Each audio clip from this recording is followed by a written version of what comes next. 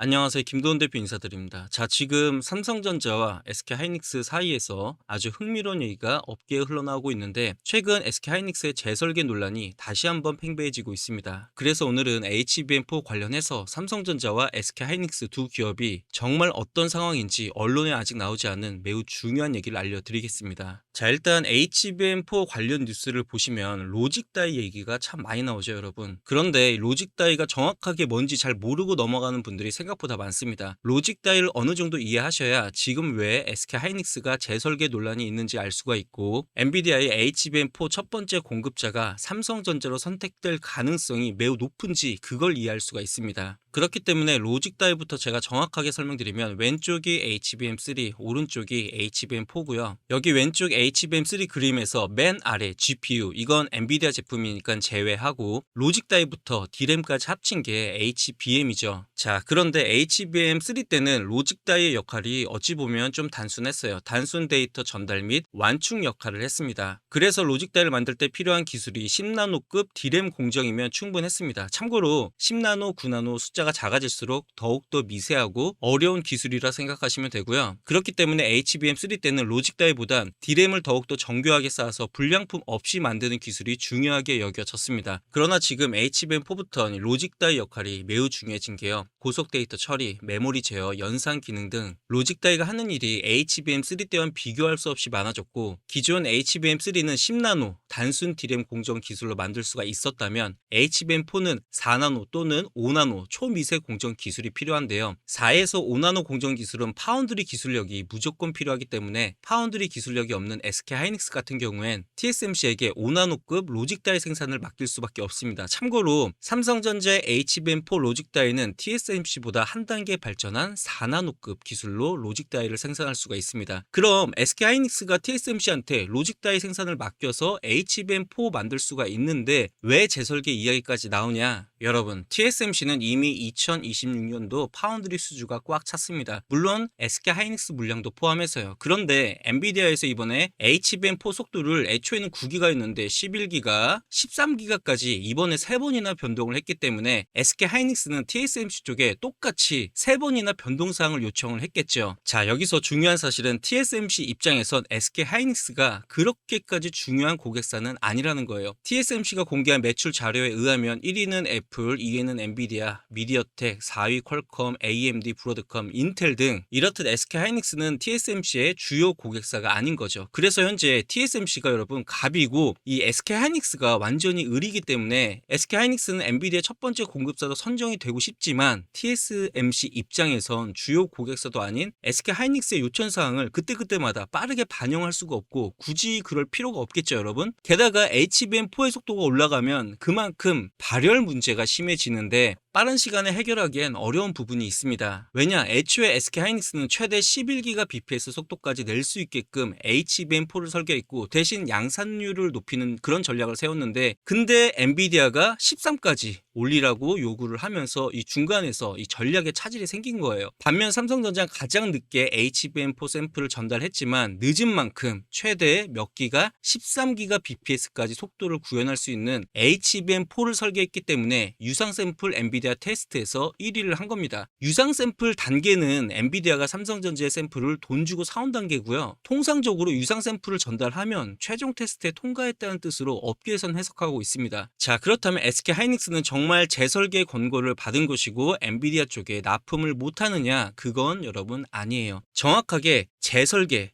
재설계라는 표현보단 엔비디아의 13기가 bps 변수로 인한 최적화 작업이 딜레이가 되고 있기 때문에 일시적 지연 상태다. 그러나 일시적 지연은 SK하이닉스가 엔비디아에게 HBM4 공급이 예상했던 것보다 약 3개월 정도 지연이 될 수가 있다는 뜻이고, HBM4 속도전에서 삼성전자한테 밀리고 있다, 그렇게 해석할 수가 있습니다.